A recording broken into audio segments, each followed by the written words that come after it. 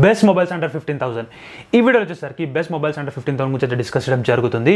So multiple brands అయితే ఉంటాయి అనమాట. సో ప్రతి ఒక్క యూజర్కి ఏ ఒక మొబైల్ చూస్ చేసుకోవాలో ఒక కరెక్ట్ వీడియోకి అయితే మీరు రావడం అయితే జరిగింది. సో ఈ వీడియో ఎండ్ వరకు చూసినట్లయితే మీకు కంప్లీట్ క్లారిటీతో రావడం జరుగుతుంది. సో ఇంకా లేట్ చేయకుండా వీడియోలోకి అయితే ఎంటర్ అవుతాం. నెంబర్ 6లో వివో T1 44 వాట్ అవుతుంది అనమాట. సో ఫస్ట్ మనం ఇక్కడ డిస్ప్లే గురించి డిస్కస్ చేసినట్లయితే ఇందులో మనకు full HD plus AMOLED display అయితే వాడడం జరిగింది. అదే మనం ఇక్కడ రిఫ్రెష్ చూసినట్లయితే 60 Hz స్టాండర్డ్ రిఫ్రెష్ అయితే ఉందన్నమాట. సో ఖచ్చితంగా గేమర్స్కి వచ్చేసరికి ఈ యొక్క మొబైల్ అయితే కరెక్ట్ అయితే కాదు. ఆబ్వియస్లీ లైక్ మినిమంగా 90 Hz అయితే ఉండాలి. కానీ అదే గేమర్స్ కాకుండా డే టు డే లైఫ్ ఎవరికైతే కరెక్ట్ ఒక మొబైల్ కావాలి అనుకుంటున్నారో సో ఖచ్చితంగా ఈ యొక్క మొబైల్ అయితే కన్సిడర్ చేయొచ్చు అనమాట. ఎందుకంటే ఇక్కడ సూపర్ AMOLED డిస్ప్లే ఉంది. సో నెక్స్ట్ ఫీచర్ వచ్చేసరికి కూడా మైండ్ బ్లోయింగ్ అయితే ఉంటాయి ఈ యొక్క ప్రైస్ సెగ్మెంట్కి.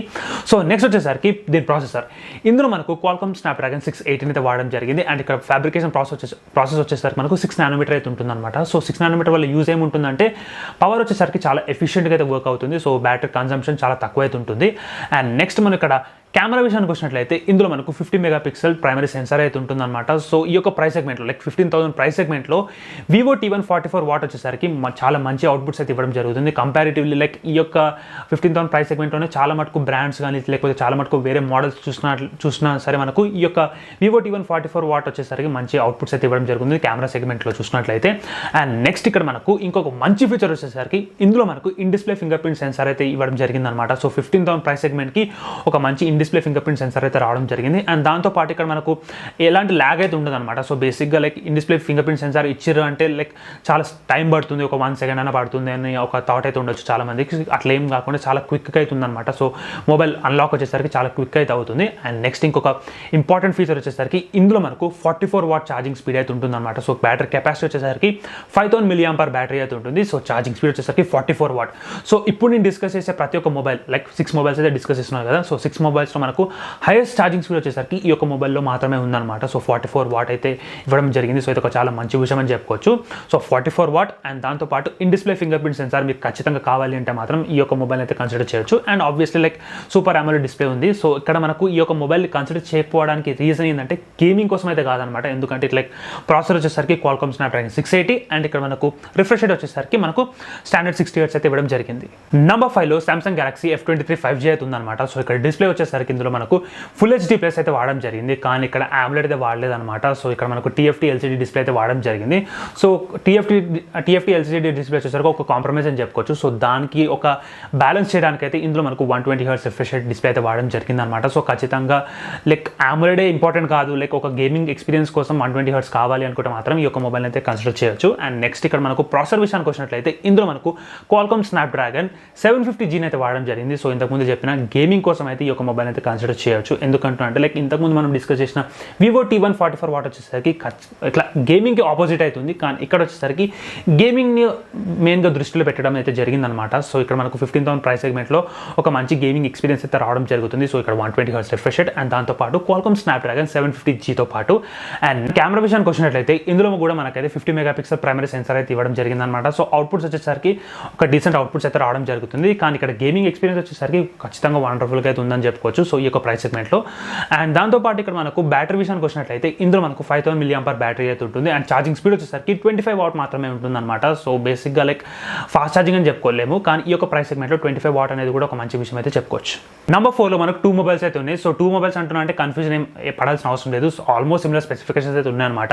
సో నెంబర్ 4 వచ్చేసి మనకు Redmi Note 10S అండ్ దాంతోపాటు ఇక్కడ Poco M4 Pro 4G అయితే ఉంటుందన్నమాట. సో ఇక్కడ మనకు ఫస్ట్ డిస్ప్లే విషయానికి వచ్చినట్లయితే ఈ 2 మొబైల్స్ వచ్చేసరికి మనకు full HD plus AMOLED display అయితే వాడడం జరిగింది. సో ఒక్క డిఫరెన్స్ ఏంటంటే మనకి ఇక్కడ Redmi Note 10Sలో మాత్రం ఇక్కడ 60 Hz అయితే ఉంటుందన్నమాట. అదే మనం ఇక్కడ Poco M4 Pro 4G వచ్చేసరికి 90 Hz అయితే ఉంటుంది. సో ఇది ఒక్కటే డిఫరెన్స్ అయితే ఉంటుంది అనమాట. అండ్ ఇంకొకటి డౌట్ అయితే రావచ్చు, సో ఇవి పాత మొబైల్స్ కదా ఈ యొక్క లిస్ట్లో ఎందుకు యాడ్ చేశారని ఒక డౌట్ అయితే రావచ్చు. కానీ ఈ యొక్క లిస్ట్లో యాడ్ చేయడానికి ది మేజర్ రీజన్ వచ్చేసరికి దీని ప్రైస్ అనమాట. సో ఈ యొక్క ప్రైస్ సెగ్మెంట్కి ఒక మంచి స్పెసిఫికేషన్ చెప్పుకోవచ్చు. సో బేసిక్గా ఇది రిలీజ్ అయింది లైక్ అరౌండ్ 16,000 17,000కి. కానీ ఇప్పుడు దీని ప్రైస్ వచ్చేసరికి 13,000 అయితే ఉందన్నమాట. సో 13,000లో కూడా మనకైతే బ్యాంక్ ఆఫర్స్ అయితే రావడం జరిగింది. లైక్ 13,000 కాస్త మనకు 12,000కి అయితే రావడం జరుగుతుంది అనమాట. సో ఈ యొక్క స్పెసిఫికేషన్స్కి 12,000 ప్రైస్ సెగ్మెంట్ అనేది చాలా మంచి విషయం అయితే చెప్పుకోవచ్చు. అండ్ నెక్స్ట్ ఇక్కడ మనకు ప్రాసెసర్ విషయానికి వచ్చినట్లయితే Helio G95 అయితే ఉంటుందన్నమాట. అండ్ ఇక్కడ మనకు కెమెరా విషయానికి వచ్చినట్లయితే ఈ 2 మొబైల్స్ మనకైతే 64 మెగాపిక్సెల్ ప్రైమరీ సెన్సార్ అయితే ఇవ్వడం జరిగింది. అండ్ ఇక్కడ బ్యాటరీ విషయానికి వచ్చినట్లయితే 5000 mAh బ్యాటరీ అయితే ఉంటుంది. అండ్ ఛార్జింగ్ స్పీడ్ వచ్చేసరికి 33 వాట్ అయితే ఉంటుంది. ఈ స్పెసిఫికేషన్స్కి అడిషన్గా మనకైతే ఈ 2 మొబైల్స్లో స్టీరియో స్పీకర్స్ కూడా పెట్టడం అయితే జరిగిందనమాట. సో ఇది ఒక మంచి విషయం అయితే చెప్పుకోవచ్చు. సో ఖచ్చితంగా లైక్ గేమింగ్ కోసం కాకుండా, ఒక గేమింగ్ కంప్లీట్ గేమింగ్ మొబైల్ కాకుండా day to day life activity like ఒక 12,000 13,000 ప్రైస్ సెగ్మెంట్ ఉన్నట్టయితే, ఒక బడ్జెట్ 12,000 ఉన్నట్లయితే ఈ యొక్క మొబైల్ అయితే ఖచ్చితంగా అయితే కన్సిడర్ చేయొచ్చు. ఎందుకు అంటే లైక్ డిస్ప్లే వచ్చేసరికి AMOLED డిస్ప్లే, సో మంచి AMOLED డిస్ప్లే అయితే ప్రొవైడ్ అయితే చేయడం జరిగింది. అండ్ అదే మనకి ఇక్కడ పోకో M4 Proలో చూసినట్టయితే 90 Hz అయితే ఉంది. సో అదొక మంచి బెనిఫిషియల్ లైక్ ఒక స్పెసిఫికేషన్ చెప్పుకోవచ్చు. అండ్ దాంతోపాటు కూడా ఇక్కడ కెమెరాలో కానీ, బ్యాటరీ కెపాసిటీలో కానీ, లేకపోతే ఛార్జింగ్ స్పీడ్లో కానీ ప్రతి ఒక్క దాంట్లో అయితే మంచిగా అయితే ఇంప్లిమెంట్ అయితే చేయడం జరిగింది. సో ఈ యొక్క ప్రైస్ సెగ్మెంట్కి మాత్రమే లైక్ 13,000 ప్రైస్ సెగ్మెంట్లో ఈ యొక్క స్పెసిఫికేషన్ వచ్చేసరికి మంచిగా ఉందని చెప్పుకోవచ్చు. నెంబర్ 3లో కూడా మనకైతే 2 మొబైల్స్ అయితే ఉన్నాయన్నమాట. సో ఫస్ట్ మొబైల్ వచ్చేసరికి Realme 9 5G అండ్ సెకండ్ వచ్చేసరికి Poco M4 Pro 5G. So ఇంతకుముందు డిస్కస్ చేసిన మొబైల్ వచ్చేసరికి పోకో M4 Pro 4G, ఇది వచ్చేసరికి Poco M4 Pro 5G. So ఇప్పుడు డిస్కస్ చేసిన నెంబర్ 3 వచ్చేసరికి Realme 9 5G and Poco M4 Pro 5G. So ఈ 2 మొబైల్స్ వచ్చేసరికి చాలా మటుకు సిమిలారిటీస్ అయితే ఉన్నాయన్నమాట. సో ఫస్ట్ డిస్ప్లే విషయానికి వచ్చినట్లయితే ఈ 2 మొబైల్స్లో మనకైతే full HD plus IPS LCD display అయితే వాడడం జరిగింది. అండ్ రిఫ్రెష్ రేట్ కూడా వచ్చేసరికి 90 Hz అయితే ఉంటుందన్నమాట ఈ 2 మొబైల్స్ వచ్చేసరికి. సో డిస్ప్లేలో ఒక డిఫరెన్స్ ఏంటంటే మనకు Realme 9 5G వచ్చేసరికి LTPS డిస్ప్లే అయితే వాడడం జరిగింది. అదే మనకి ఇక్కడ పోకో M4 Pro 5Gలో వచ్చేసరికి LTPS డిస్ప్లే అయితే కాదనమాట. సో మిగతా ఆస్పెక్ట్స్ వచ్చేసరికి డిస్ప్లేలో మిగతా ఆస్పెక్ట్ వచ్చేసరికి అన్నింటిలో అయితే సిమిలర్గా అయితే ఉందన్నమాట. అండ్ నెక్స్ట్ ఇక్కడ ప్రాసెసర్ విషయానికి వచ్చినట్లయితే ఈ 2 మొబైల్స్లో మనకు Dimensity 810 అయితే వాడడం జరిగింది. సో Dimensity 810 కూడా వచ్చేసరికి 6 nm ఫ్యాబ్రికేషన్ ప్రాసెసర్ అయితే ఉంటుందన్నమాట. సో దీనివల్ల మనకు పవర్ కన్సంప్షన్ చాలా మటుకు తక్కువ అయితే ఉంటుంది. సో దీనివల్ల మనకు బ్యాటరీ ఎఫిషియెంట్గా అయితే వర్క్ అవ్వడం అయితే ఉంటుందన్నమాట. అండ్ నెక్స్ట్ వచ్చేసరికి దీని కెమెరా. సో ఇక్కడ మనకు Realme 9 5Gలో వచ్చేసరికి 48 మెగాపిక్సెల్ సెన్సర్ అయితే ఉంటుంది. అదే మనకి ఇక్కడ పోకో M4 Pro 5G వచ్చేసరికి 50 మెగాపిక్సెల్ సెన్సర్ అయితే ఉంటుంది. సో ఈ ఒక 2 మెగాపిక్సెల్ నంబర్ తోటి అయితే మనకు అసలు ఫరకే పడదు. ఆబ్వియస్లీ లైక్ Realme 9 5Gలో వచ్చేసరికి 48 మెగాపిక్సెల్ సెన్సార్ ఉన్నా సరే అందులో మనకు కెమెరా అవుట్పుట్స్ వచ్చేసరికి చాలా బాగుంటుంది అనమాట. అండ్ ఇప్పుడు బ్యాటరీ విషయానికి వచ్చినట్లయితే ఈ 2 మొబైల్స్ వచ్చేసరికి మనకు 5000 mAh బ్యాటరీ అయితే ఉంటుంది. సో ఛార్జింగ్ స్పీడ్ వచ్చేసరికి డిఫరెంట్గా అయితే ఉంటుంది అనమాట. Realme 9 5Gలో వచ్చేసరికి 18 వాట్ ఛార్జింగ్ అయితే ఉంటుంది. అదే మనకి ఇక్కడ పోకో M4 Pro 5G వచ్చేసరికి 33 వాట్ అయితే ఉంటుంది అనమాట. సో ప్రైస్ వచ్చేసరికి కూడా ఈ 2 మొబైల్స్లో ఆల్మోస్ట్ సిమిలర్గా అయితే ఉంటుంది. లైక్ Realme 9 5G వచ్చేసరికి అరౌండ్ లైక్ 14,500 అయితే ఉంటుంది. అదే మనకి ఇక్కడ పోకో M4 Pro 5G వచ్చేసరికి అరౌండ్ 15,000 అయితే ఉంటుంది అనమాట. లైక్ 500 రూపీస్ ప్రైస్ డిఫరెంట్ అయితే రావడం జరుగుతుంది. సో ఈ 2 మొబైల్ వచ్చేసరికి మనకు ది మెయిన్ ఇంపార్టెంట్ పాయింట్ వచ్చేసరికి దీని ప్రాసెసర్. ఇందులో మనకు Dimensity 810 అయితే వాడినారు. సో ఇంతకుముందు కూడా డిస్కస్ చేసిన. సో ఇది వచ్చేసరికి మనకు ఒక మంచి గేమింగ్ ఎక్స్పీరియన్స్ అయితే ఇవ్వడం జరుగుతుంది అనమాట. అండ్ దాంతోపాటు ఈ 2 మొబైల్స్లో మనకైతే రిఫ్రెష్ వచ్చేసరికి 90 Hz ఉంది కాబట్టి like 90 Hz refresh rate and దాంతోపాటు Dimensity 810 వచ్చేసరికి ఒక మంచి గేమింగ్ ప్రాసెసర్ అనమాట. సో ఈ యొక్క ప్రైస్ సెగ్మెంట్కి మాత్రమే. సో ఒక మంచి ఒక గేమర్స్కి వచ్చేసరికి ఈ యొక్క 2 మొబైల్స్లో ఈ యొక్క మొబైల్ కన్సిడర్ అయితే చేయొచ్చు. ఈ లిస్ట్లో నెంబర్ 2 వచ్చేసరికి మోటో G52. సో ఫస్ట్ మనం ఇక్కడ డిస్ప్లే గురించి డిస్కస్ చేసినట్లయితే ఇందులో మనకు POLED డిస్ప్లే అయితే వాడడం జరిగిందనమాట. అండ్ రిఫ్రెష్ విషయానికి వచ్చినట్లయితే 90 Hz రిఫ్రెష్ రేట్ అయితే ఉంటుందన్నమాట. అండ్ ఇక్కడ ప్రాసెసర్ విషయానికి వచ్చినట్లయితే ఇందులో మనకు Qualcomm Snapdragon 618 అయితే ఇంప్లిమెంట్ చేయడం జరిగింది. సో ఖచ్చితంగా లైక్ ఇది ఒక గేమింగ్ ప్రాసెసర్ అయితే కాదనమాట. కానీ like day to day life activities కానీ ఎవరికైతే ఒక రెగ్యులర్ మొబైల్ కావాలనుకుంటున్నారో, సో ప్రతి ఒక్క స్పెసిఫికేషన్స్కి మంచిగా మేనేజ్ చేసి ఒక మంచి స్మార్ట్ ఫోన్ కావాలనుకుంటున్నారో ఖచ్చితంగా ఈ యొక్క మొబైల్ అయితే కన్సిడర్ చేయొచ్చు అనమాట. సో నెక్స్ట్ ఇక్కడ మనకు కెమెరా విషయానికి వచ్చినట్లయితే ఇందులో మనకు 50 మెగాపిక్సెల్ ప్రైమరీ సెన్సర్ అయితే ఉంటుందన్నమాట. అండ్ ఛార్జింగ్ స్పీడ్ వచ్చేసరికి మనకు 25 వాట్ అయితే ఉంటుంది. అండ్ కెపాసిటీ వచ్చేసరికి 5000 mAh బ్యాటరీ అయితే ఉంటుందన్నమాట. సో ఇవన్నీ కాకుండా మనకు ది మోస్ట్ ఇంపార్టెంట్ పాయింట్ వచ్చేసరికి దీని సాఫ్ట్వేర్. సో ఇప్పుడు నేను డిస్కస్ చేసిన లైక్ ఇంతకుముందు డిస్కస్ చేసిన 4 మొబైల్స్ కానీ ఇప్పుడు నేను డిస్కస్ చేయబోయే లైక్ ఫస్ట్ మొబైల్ కానీ చూసుకున్నట్లయితే సో ప్రతి ఒక్క ఈ 6 మొబైల్స్లో మనం డిస్కస్ చేసినట్లయితే ఈ యొక్క మొబైల్లో లైక్ మోటో G52 వచ్చేసరికి సాఫ్ట్వేర్ ఎక్స్పీరియన్స్ దీని బెస్ట్ అయితే ఉంటుందన్నమాట. ఎందుకంటే like complete like stock and experience అయితే రావడం జరుగుతుంది. సో చాలా మటుకు వచ్చేసరికి ఒక స్టాక్ అండ్ ఎక్స్పీరియన్స్ కావాలి అని అయితే అనుకుంటారు. సో ఖచ్చితంగా లైక్ ఒక క్లీన్ UI యాడ్లెస్ లైక్ మనకు ఒక UIలో యాడ్స్ ఉండకుండా లైక్ ఒక క్లీన్ UI కావాలనుకుంటే మాత్రం ఖచ్చితంగా ఈ యొక్క మొబైల్ అయితే కన్సిడర్ చేయొచ్చు అనమాట. అండ్ దాంతోపాటు ఇందులో మనకు NFC సపోర్ట్ అయితే ఉంటుంది. సో ఇది ఒక మంచి విషయం అని చెప్పుకోవచ్చు. అండ్ ఇక్కడ మనకు స్టీరియో స్పీకర్స్ అయితే ఉంటుందన్నమాట. సో ఈ యొక్క ప్రైస్ సెగ్మెంట్కి స్టీరియో స్పీకర్స్ రావడం అనేది ఒక మంచి విషయం. సో ఇంతకుముందు డిస్కస్ చేసిన మొబైల్స్ కూడా చాలా మటుకు స్టీరియో స్పీకర్స్ ఉండే, కానీ ఇందులో కూడా మనకైతే అన్ని లైక్ మనకు ఒక మంచి సాఫ్ట్వేర్ ఎక్స్పీరియన్స్ కానీ లేకపోతే OLED display 90 Hz refresh rate ఇవన్నిటితో పాటు మనకైతే ఒక మంచి స్టీరియో స్పీకర్ సెటప్ కూడా అయితే ఇవ్వడం జరిగిందనమాట. ఇందులో మనకైతే ఒక మంచి ఒక సెక్యూరిటీ కోసం అయితే ఇందులో థింక్ షీల్డ్ అయితే వాడడం జరిగిందనమాట. సో ఎట్లా అంటే థింక్ షీల్డ్ ఎట్లా అంటే లైక్ సామ్సంగ్లో మనకైతే ఎట్లా అయితే నాక్ సెక్యూరిటీ అయితే ఉంటుందో సో ఇందులో వచ్చేసరికి థింక్ షీల్డ్ సెక్యూరిటీ అయితే ఇవ్వడం అయితే జరిగిందనమాట. సో మన డేటా ప్రైవసీ అయితే ఉంటుందన్నమాట. సో ఎంతకైనా బెస్ట్. లైక్ నార్మల్గా ఏ సెక్యూరిటీ లేకుండా ఉండడం కంటే లైక్ ఏదో ఒక సెక్యూరిటీ ఉన్నట్లయితే కొంచెం మన డేటా అయితే ప్రొటెక్టెడ్ అయితే ఉంటుందన్నమాట. అండ్ దాంతోపాటు ఇక్కడ మనకు IP52 స్ప్లాష్ రెసిస్టెన్స్ అయితే ఉంటుంది. సో IP52 వచ్చేసరికి లైక్ క్రేజీగా మన మొబైల్ అయితే ప్రొటెక్ట్ అయితే చేయదు, కానీ లైక్ రెయిన్లో మనం వాడినట్లయితే లేకపోతే ఏదైనా స్ప్లాషెస్ పడుతున్నా సరే ఒక మంచి ప్రొటెక్షన్ అయితే ఇవ్వడం జరుగుతుంది.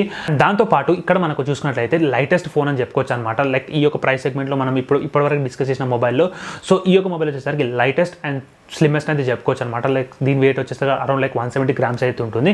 అదే మనం ఇక్కడ దీని యొక్క థిక్నెస్ వచ్చేసరికి మనకు అరౌండ్ లైక్ 7.99 వరకు అయితే ఉంటుందన్నమాట. సో థిక్నెస్ అని చెప్పుకోవచ్చు ఈ యొక్క ప్రైస్ సెగ్మెంట్లో. లైక్ ఇంతకుముందు డిస్కస్ చేసిన ప్రతి ఒక్క మొబైల్తో పోల్చినట్లయితే లైక్ వేరే మొబైల్ చూసినట్లు సరే 8.25mm 8.3mm కూడా చూసినాము, కానీ ఇక్కడ వచ్చేసరికి 7.98 or 7.99 వచ్చేసరికి ఒక స్లిమ్ మొబైల్ అయితే చెప్పుకోవచ్చు. అండ్ దాంతోపాటు ఇంతకుముందు డిస్కస్ చేసినట్టు లైట్ వెయిట్ వచ్చేసరికి లైక్ 169 grams or 170 grams వచ్చేసరికి చాలా లైట్ అని చెప్పుకోవచ్చు అనమాట. సో ఒక కంక్లూజన్ ఏంటంటే ఈ యొక్క మొబైల్ని కన్సిడర్ చేసే వాళ్ళు వచ్చేసరికి like day to day life యాక్టివిటీస్లో ఒక మంచి స్మూత్ మొబైల్ కావాలి. లైక్ గేమ్స్ ఆడకపోయినా పర్లేదు, లైక్ నాకు ఒక మంచి డే టు డే లైఫ్ యాక్టివిటీస్లో ఏదైనా సోషల్ మీడియా కానీ లేకపోతే ఏదైనా కంటెంట్ వాచ్ చేయడానికైనా సరే లేకపోతే నార్మల్గా ఏదైనా లైక్ ఓన్లీ డీసెంట్ గేమింగ్స్ కోసం ఎవరైనా యూజ్ చేయాలన్నా సరే ఖచ్చితంగా ఈ యొక్క మొబైల్ అయితే కన్సిడర్ చేయొచ్చు. నెంబర్ 1లో మనకు Vivo T1 5G అయితే ఉందన్నమాట. సో ఇక్కడ ఈ యొక్క మొబైల్ వచ్చేసరికి గేమింగ్ ఎక్స్పీరియన్స్ కోసం అయితే ఒక మంచి మొబైల్ అయితే చెప్పుకోవచ్చు అనమాట. సో ఖచ్చితంగా 15,000 ప్రైస్ సెగ్మెంట్లో ఎవరికైతే ఒక గేమింగ్ మొబైల్ కావాలనుకుంటున్నారో ఖచ్చితంగా ఈ యొక్క మొబైల్ అయితే కన్సిడర్ చేయొచ్చు. సో మీరు స్పెసిఫికేషన్స్ విన్నాక ఖచ్చితంగా మీరు కూడా అనుకుంటారు ఈ యొక్క మొబైల్ వచ్చేసరికి ఈ యొక్క ప్రైస్ సెగ్మెంట్లో గేమింగ్కి ఇది బెస్ట్ అని. సో ఫస్ట్ ఇక్కడ డిస్ప్లే విషయానికి వచ్చినట్లయితే ఇందులో మనకు full HD plus LCD display అయితే వాడడం జరిగింది. సో LCD వాడినా సరే మనకైతే రిఫ్రెష్ రేట్ విషయానికి వచ్చినట్లయితే 120 Hz రిఫ్రెష్ రేట్ అయితే ఉంటుందన్నమాట. అండ్ ఇక్కడ ప్రాసెసర్ వచ్చేసరికి ది బెస్ట్ ప్రాసెసర్ అని చెప్పుకోవచ్చు. ఇప్పటివరకు నేను డిస్కస్ చేసిన ప్రతి ఒక్క ప్రాసెస్తో పోల్చినట్లయితే లైక్ Dimensity 8 అయినా పర్లేదు, లైక్ Qualcomm Snapdragon 750G అయినా సరే. సో ఇవన్నీ ప్రాసెస్తో పోల్చినా సరే మనకు Qualcomm Snapdragon 695 వచ్చేసరికి ఒక మంచి గేమింగ్ ఎక్స్పీరియన్స్ అయితే ఇవ్వడం జరుగుతుంది.